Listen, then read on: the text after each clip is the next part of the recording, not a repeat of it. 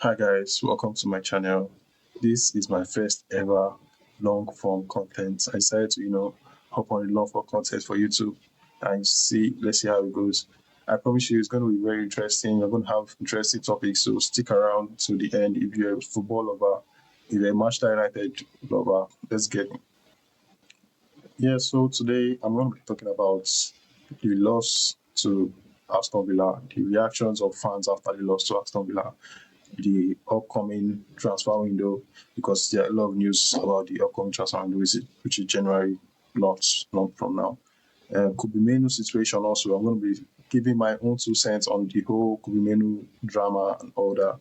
And lastly, I'm going to be talking about the AFCON. So stick with me as we walk through all these topics. So yeah, I just want to say this about the whole Manchester United thing, and I feel the fans, we have two different kind of fans, and I'll be playing a video showing you the two different kind of fans we have at Manchester United. So let's just go and watch the video. Know what the record is of most defensive players fielded on one pitch by any Manchester United manager at this point, because I'm pretty sure that none of them are going to top today. Not one, not two, not three, not four, not five, not six, but yes, ladies and gentlemen, 7 defensive players on one. I just want to say this, I just want to pause in the video. You see how easy it is for him to say 7 defensive players on the pitch. It's so easy for him to draft it out as something that is such a bad thing. That why is he playing so many defenders? Whereas not all the defenders were playing in defensive duties. We had Bruno injured. Lisandro Martinez had to come into fill in for Bruno in the midfield. So I don't understand why you still be categorizing a defensive player that came to play in the midfield because of lack of depth. Because of lack of depth in the midfield, you have to field in a defensive player, and you are looking at all that. And he played a very good game in that position. So I don't get what's the problem. What's the problem with your points? But let's continue. Because he had a lot to say. Pitch, playing for Manchester United. Probably our most important player just got injured with a hamstring injury. He's being taken off at halftime. No problem. Injuries happen. There's still a game to be won. What do I always say? Man United need a goal, not desperately. Like I said, it was 1-1. Whenever Amorim seems to look at his bench, it's like he looks at the bench, he looks at the pitch, he looks at the bench again, then he thinks to himself, what do I need as a substitution? I know what we need. A defender. It seems to be like, no word of a lie, people. It's like it's preloaded. You know, on FIFA at one point you could do preloaded subs. It's like Amorim, no matter what happens, he knows in the heart of his hearts whenever he needs. He said it's like, oh my god. Oh my, this is the same guy that cried wolf against Ten Hag, said get Ten Hag out, he doesn't have a system. This is the same guy that is saying this. Ten Hag doesn't have a system. Get Amorim in. He said get Amorim in. Amorim is the man for the job, but now because he's sticking to his system, he's like preloaded subs on FIFA. Oh my god. To do a substitution, especially if it's the first one, it has to be a defender. Even if I was the biggest Amorim in guy, I could not defend this. People are going to sit there in their homes, scream and shout at their camera, telling people we should back this and telling people that we should get behind this. Do you want to know why we lost today? Because the overall general consensus and the generic talk and the generic reaction is going to be, oh well, we had a lot of chances, we just didn't put them away, we were unlucky. That's going to be the general talk out there. A lot of people are going to ignore the details, the finer details that actually led to Man United losing this game. Fair play, or fair enough I should say. Yes, you can say on the goals, Man United defenders definitely 1000% should have defended surprisingly, you should not change the defense. Wholeheartedly. Like me and you were on the same page. The reason why we lost this game, people, is very simple. And I know you're going to be tired of hearing me say it, but you know what's coming. The formation and the system. Because I'll tell you what, if we played a 4 today and that ball is being played, that Dyer, that... When we lose, is the system. The system is fucked up. It's all wrong. But when we win, it's the players. It's the individual brilliance of the players. You see the problem with... was played out wide to Rodgers. If, let's say, we played a 4 today, and Dalot and Dorgu were the 2 fullbacks, right? If Dalot is playing right back, and that Dyer gets played to Rodgers, Dalot's going to get tight here. If Rodgers were to go past Dalot, he's going to be met with other players who are tracking back, and the right centre-back who would have come out to try and help Dalot, or either shield Dalot. So this same system provides the right centre-back to come out and help. It provides defensive midfielders to come back to help the defender that was defending Morgan Rogers. So don't even go there. All of them were lacking. All of them they were not doing their job in the defense. The all blame is on Lenny Euro, but Lenny Euro needed support in that position and nobody was supporting him. After the first goal, okay, the first goal I can agree to that. You scored the first goal from that. But scoring the second goal from that same position, the whole team should be held responsible. They should be held, not the system, not all, the whole team should be responsible for that. The defensive midfielder should help the defense in the when like is that even though Morgan Rogers, gets past Dalot, the next person that he would have to get past would be the right centre back. But no, we play a back three. And by the way, Aston Villa, Unai Emery, the tactics was spot on today because they purposely targeted the two wide centre backs. So that's Euro. He was spot on today, but somehow we played a better football than they did. All that helped them in that game was individual brilliance from Morgan Rogers.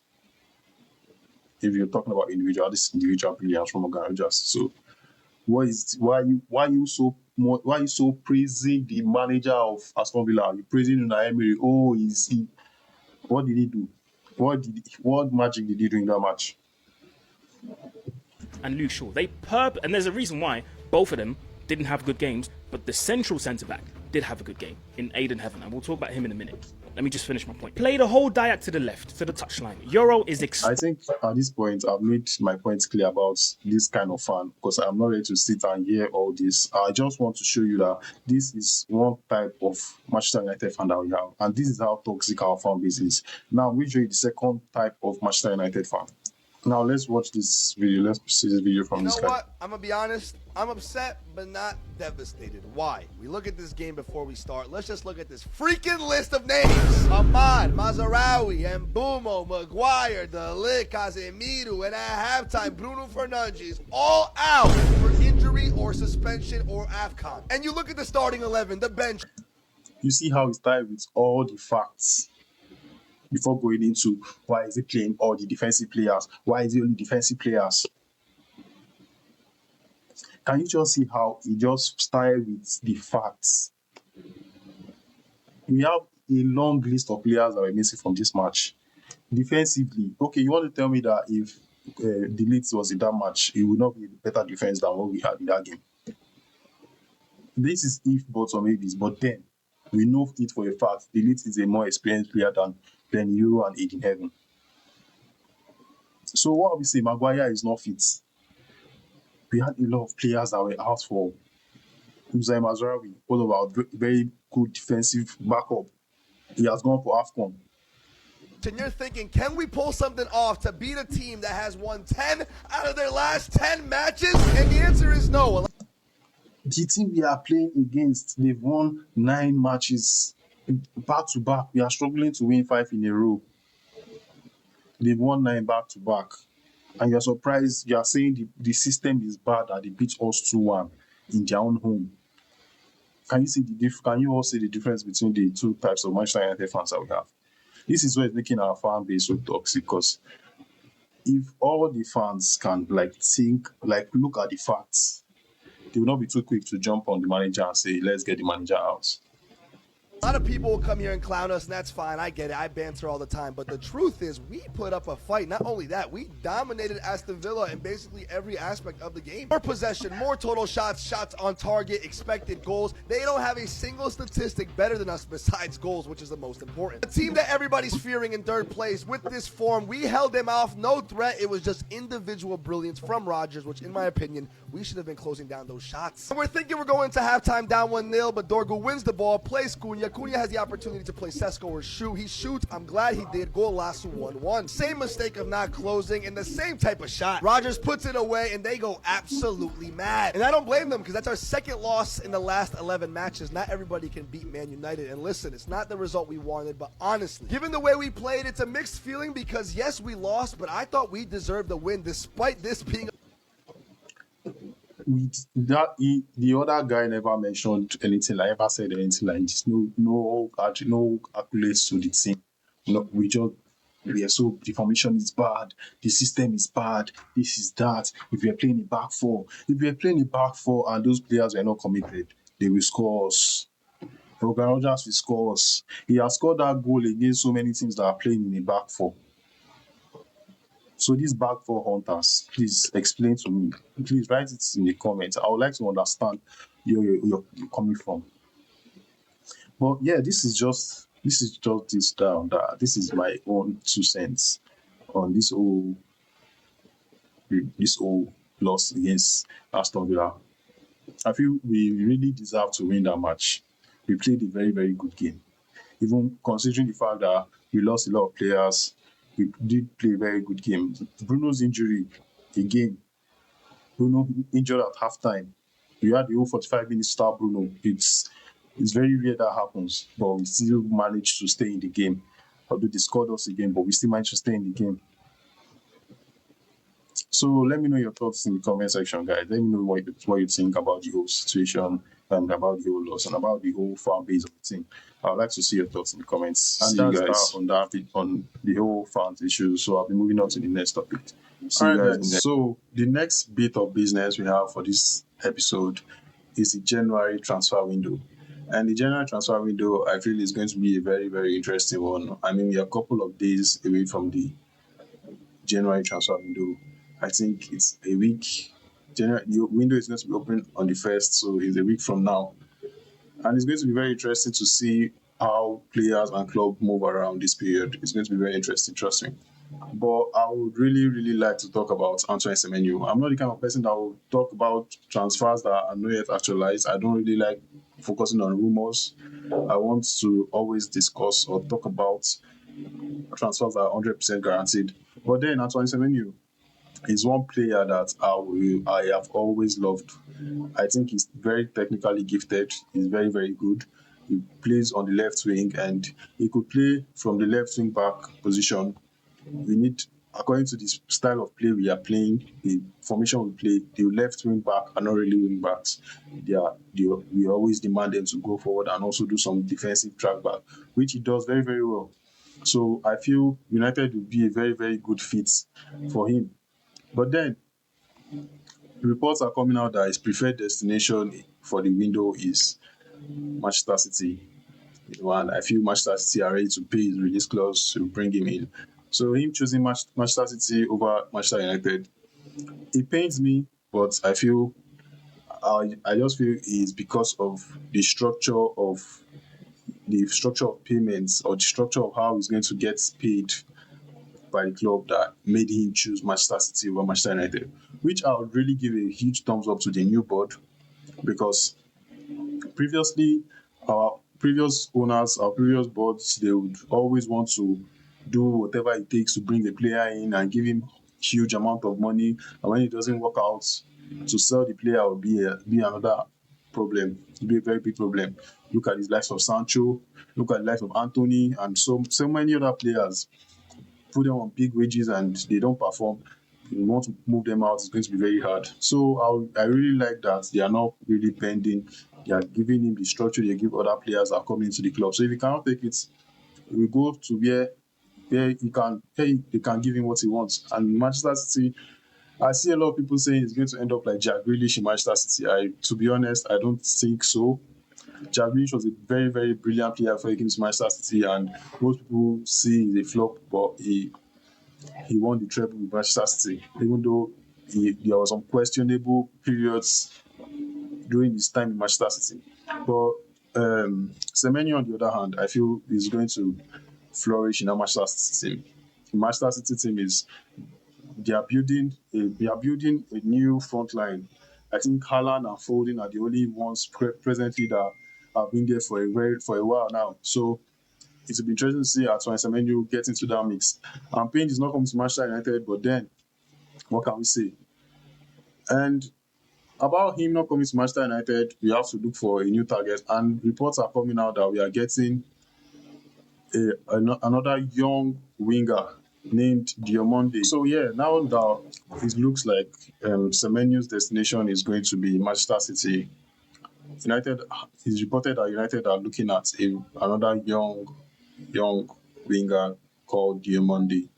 Diomande, I feel I've not really seen much of his game, so I'm not going to say I know too much about him. But from the stats I'm seeing, it's really looking impressive. and again he's also from Ivory Coast, same as Ahmad Diallo. It'll be interesting to see both Ahmad and Diamonde on both wings. It will be very interesting. And again, another very interesting fact is a very young player. He's 18 or 19, I think.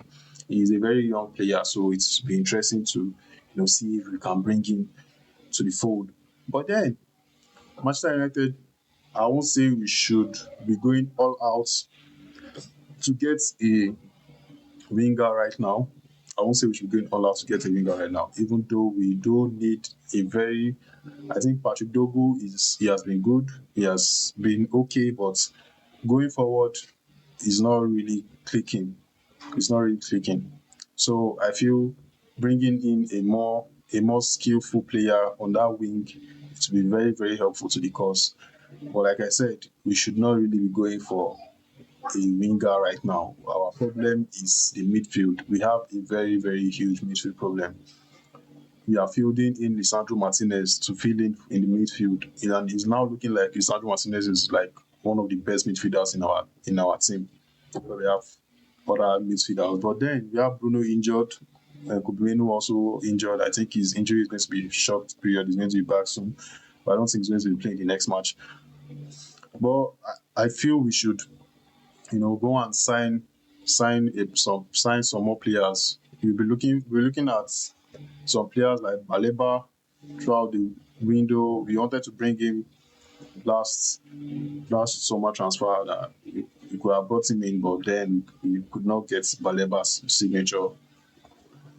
But this, I don't think we'll be going for Baleba anymore. Or a better still, we're going to be going for Baleba. It's going to be next summer transfer window. We need a quick fix right now in the midfield. Elliot Anderson is also another name that has been mentioned. And Elliot Anderson to me is also a very good shout. He's also a very good player, Premier League proven. But also, like Carlos Baleba, there's a huge transfer fee on his head. So I don't think we'll be spending that much in this window. I feel we should go for a more cheaper option, and who better than Ruben Neves? Ruben Neves is currently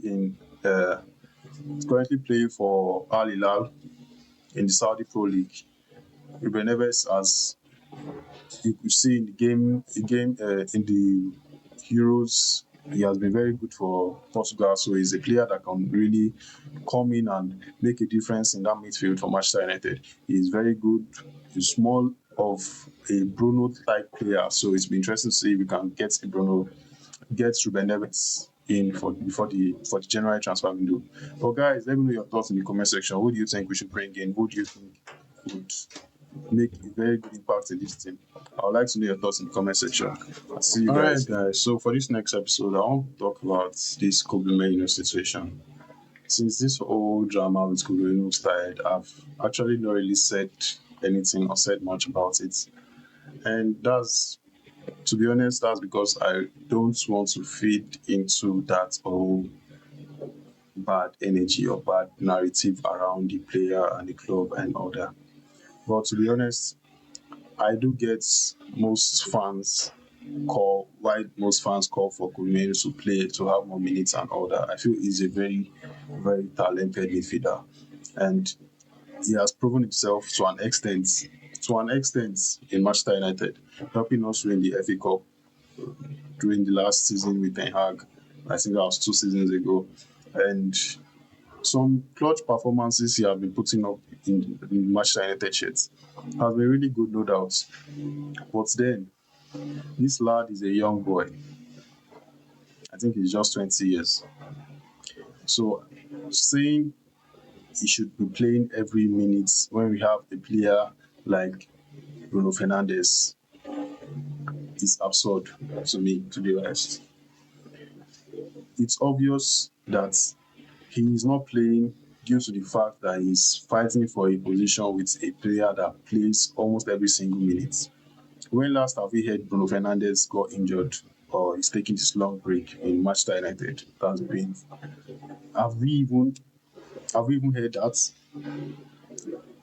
Bruno Fernandes will be out for a long period of time? It's been so long. So I feel he needs to prove himself to this manager to stay in this team.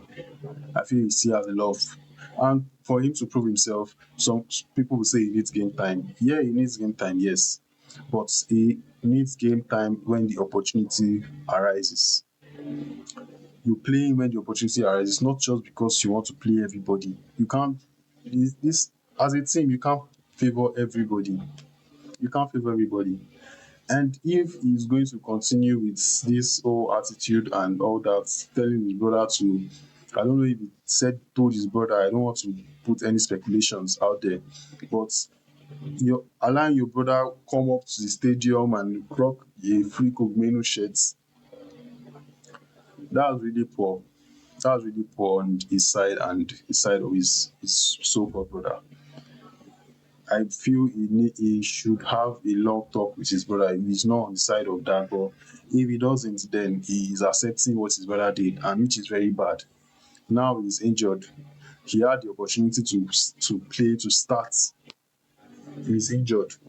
The last match he started for Manchester United was the loss against Grimsby.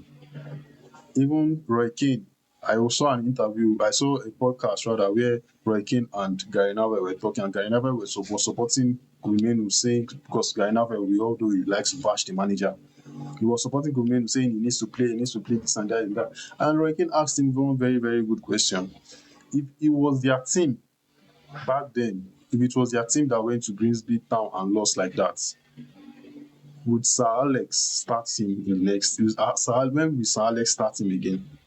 And he was like, oh, yeah, okay, yes, Sir Alex, this and that. But so but then you just want to bring the negative energy. Do you just want to say it so that your podcast can get views?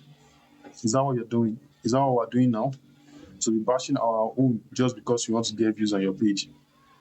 You are nothing. You are not better than the rival fan. Are you a fan of the club, or are you a rival fan? If it's Jamie Carragher saying all this, I will understand. If it's Thierry Henry saying all this, I will understand. They've never played for the club. They don't have any affiliations with the club. But you are a legend, or so-called legend of the club, and you don't want to say what's right just because you want to get clicks. To be honest, I am done with anything that Gary Neville has to say online. I won't say I've been a huge fan of him doing his podcast. I feel him coming online and coming to talk in the media, it has been I want to say, I don't want to insult him, but that has been the best thing that has happened to his career, if I should put it like that. He was very good at Manchester United. He had a very good time at Manchester United, but all that was all thanks to Sir Alex. Let's be frank. So he becoming a legend in Manchester United is all thanks to Sir Alex. Him getting recognition right now is because of he was a legend at Manchester United, and now he's now making it as a pundit. And he wants to bash the very. If you are bashing them, we bash you too, because you know what's right, but you don't want to say it. I think Kobe Menu needs to bring his head down. Bring his head down and grind. And to be honestly speaking, I hope the injury that he has now is legit. I hope he's not faking it, because if he is faking it, that is just another reason why I would not even back him in this whole issue. But this Kobe Menu situation is getting insane. I feel he needs to come back from this so-called injury on time and prove to us and prove to the manager and prove to everyone why he should be a starter for Manchester United. Bruno Fernandes is not going to be here forever. You are a young lad. You will be the one to take over. To be honest, if you are not kidding. I saw a video where they were interviewing Diego Dallo and they were asking him who does he think is going to be the future Manchester United captain. And he said Kobe Menu. And I totally agree with that, because Kobe Menu speaks Manchester United. He's a pure example of what Manchester United is all about. Youths and all that. But then he needs to wait his time. He needs to be patient. And I get all he wants to go to the World Cup. But again, I'll say it again. If the manager of England doesn't see Kobe Menu as talent enough to bring to the World Cup, playing or not playing, then That's his loss. That's his loss. That's Tuchel's loss. But let me know what you guys think in the comment section about all this whole Menu situation. I hope to see it all die down and see him come and play at his best again for Manchester United. Let me know your thoughts in the comment section, guys. Alright, guys. So, lastly, on today's episode, I want to be talking about the AFCON and Nigeria in the AFCON. The AFCON just started a few days ago, and it has been really interesting. Just the AFCON, there's no moments of dullness in the AFCON. From referee's decision to all that, I've not seen any of that this year, but I feel we are still going to see that before the end of the competition. But I just want to say something about this Nigerian team in this AFCON. I watched the game yesterday and we won 2-1 to Tanzania. I feel like we should have won by more goals. We should have scored more goals in that match, and we shouldn't have conceded. But the performance, it was a very good performance from Nigeria. I was not really having my hopes up due to how we played in the World Cup qualifiers and all that drama leading to the AFCON. But this first game, watching the way the players played, and the way the ball, how all the whole team played together, they played as a team, and it was very, very nice to see, to be honest. Even though we didn't get a very huge goal gap, we should have beaten Tanzania by more goals. I feel that would have been better. Make a statement win in the first game of the AFCON. But 2-1 is still a win. So, and I was really impressed by the performance. Iwobi was very, very solid in that game. Iwobi was very solid. Osimhen also had a goal that was allowed it to offside. I would say it didn't change the result of the game, but all well and good. But I want to talk about Alex Iwobi. I feel this guy has not really been getting so much praise. I feel the way we rate him, we try to look at him as the nephew of JJ Okucha. So we use that to rate him, and it's really unfair on his part. He's a very, very good player. He might not be the best player in the world, but he's a very, very solid midfielder. He made a couple of passes in that game. I was like, wow, Iwobi, this is you. I didn't know that you have this in your locker. Well, kudos to Iwobi, kudos to the Nigerian team for their first win. Hopefully we'll continue in that momentum and get a win in the next match. But let me know your thoughts in the comment section, guys. Did you watch the match? Let me know your thoughts in the comment section. And what did you think about how Nigeria played? And who is your favorite to win the AFCON? Yeah, who is your favorite to win the AFCON? Also, let me know that in the comment section. I wasn't really going to back anybody, to be honest. I wasn't really going to back anybody because I was not expecting so much from this Nigerian team. But this first match really got me excited. And I would like to see how far they will go. And to be honest, we deserve nothing less than to win the whole team. We got really close the last AFCON. We finished second. We got very, very close. We lost to Ivory Coast, but we deserve to win this one. We need to win this to make a statement. Even if we don't finally get into the World Cup, because I feel there's still chances that we might get into the World Cup. Even though we don't get into the World Cup, winning this would be a huge boost for Nigeria. Yeah, so like I said, let me know your thoughts in the comment section. I'd like to know what you guys think. Make sure to smash the subscribe button, like, share, how to do all that.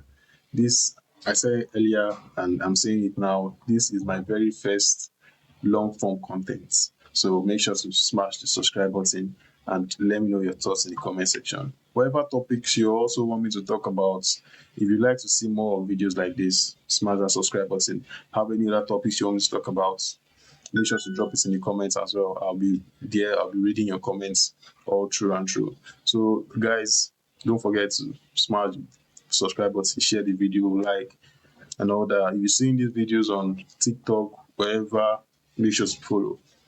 Peace out. See you guys next time. Peace out.